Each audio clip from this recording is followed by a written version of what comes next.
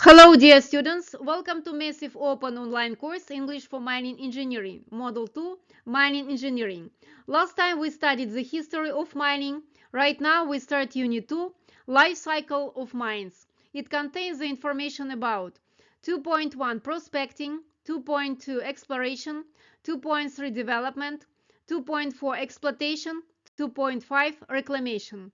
The course was created by the senior teacher of Foreign Languages Department, Master of Economic Sciences, Yarema Tatiana Vladimirovna.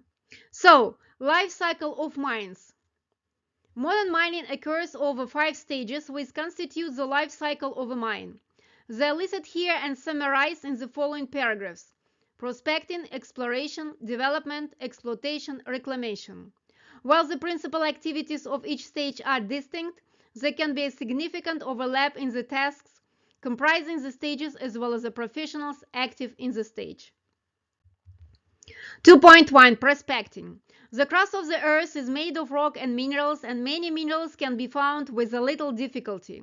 In general, the challenge is not finding the mineral of interest, but rather finding an economic concentration of the mineral.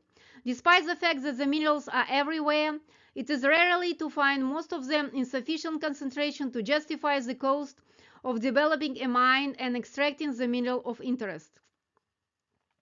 In most instances, prospecting is about finding geological anomalies.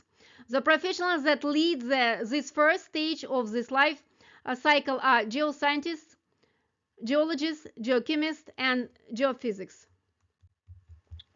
Geologists often narrow the search by taking advantage of accumulated knowledge, which may be public or proprietary, to narrow the geographic scope of their search.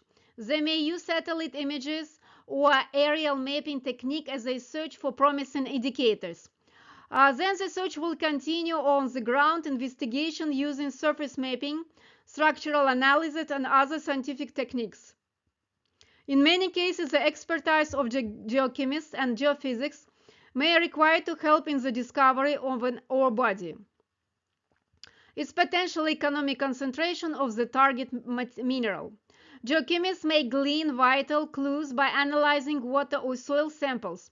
For example, the geophysics may use instruments to detect subtle or localized changes in the electrical or magnetic field, or they may map rock layers deep under the surface.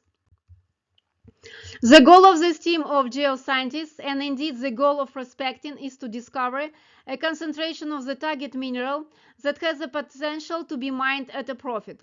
What do you think determines if it has the potential to be mined at a profit? While there are many factors that will be considered, there are only a few that are germane at this stage. Those few would include the size and grade of the ore body. If the outcome of the prospecting stage is evidence supporting the presence of an ore body of sufficient size and grade to justify mining, then rock will begin on the second stage known as exploration. The prospecting stage may have cost tens of thousands to millions of dollars. The next stage may be even more expensive and is only undertaken if there is sufficient evidence to suggest an economic deposits of the target minerals. 2.2 Exploration. The next stage, exploration, will involve mining engineers as well as geoscientists who are involved in the prospecting stage. The goal of the exploration is to define more exactly the size of the ore body, the grade and the spatial and geotechnical characteristic of the deposits and surrounding rock.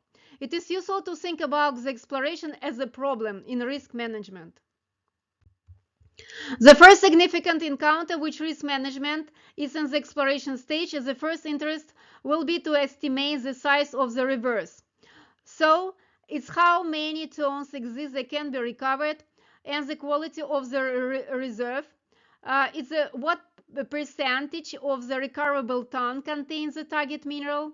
This first task is known as reserve estimation and consists of two parts. 1. Estimating the quantity and the quality of the ore body. 2. Determining how much of the ore body can be recovered utilizing currently available mining practices. Estimating the quantity and quality of the resource requires sampling, usually by drilling and then analyzing the sampled material. Generally, the more samples that we take, the more certain we can be in our estimate of the quantity and quality of the resource. In other words, the more we sample, the more we reduce the risk of the bad outcome. And of course, it costs money to acquire each sample. 2.3 Development. Essentially, the development stage includes all the activities necessary to prepare for the extraction of the ore. These activities begin with the engineering studies that immediately follow the exploration stage through the construction of the physical plant to access the process the ore. In the case of the surface mining, the development work to access the ore body may consist of removing vegetation and overburden, which covers the ore body.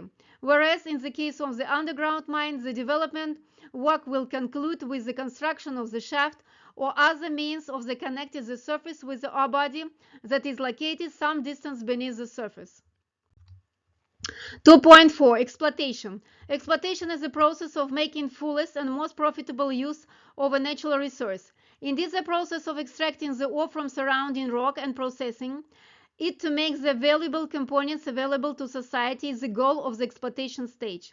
Essentially, this stage consists of the extraction activities in which we remove the ore and move it to a plant for the beneficiation activities, in which we separate and concentrate the valuable minerals from the run of mine materials coming from mine and going to the mine processing beneficiation plant. 2.5 Reclamation. The goal of this final stage is to return the mine site to its original condition. In this case of an underground mine, we can do the trace completely. In the case of the surface mine, we can in many cases return to original condition because so much material will have been removed and sold. During the reclamation stage, it will be necessary to remove completely all of the surface physical plant, buildings, power lines, and so on, returning the land the original contours, ensuring that options for land use mining are the good or better than the use prior mining is important. This work may include grading and revegetation, among other steps. In most cases, the final outcome of the reclamation stage is a site on which the land is once again available for public or private use, free of the hazard and often more attractive and useful than prior to mining. The 5 stages of mine life cycles as presented in this lesson are a convenient way to describe the sequence of activities that define a modern mining operation.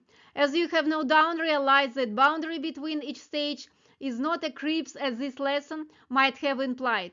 Not only is there overlap, but also different types and at different places parts and circle may repeat. For example, as the exploitation of a deep metal mine continues, new exploration activities will be initiated, but not from the surface. Instead, they will conduct it deep with the mine, where the geologists have a front row seat to observe. So, dear students, that's all for now. I hope that it was informative for you. I hope that you understood everything. The next time we are going to study the primary mining method, surface mining. I wish you all the best. Goodbye.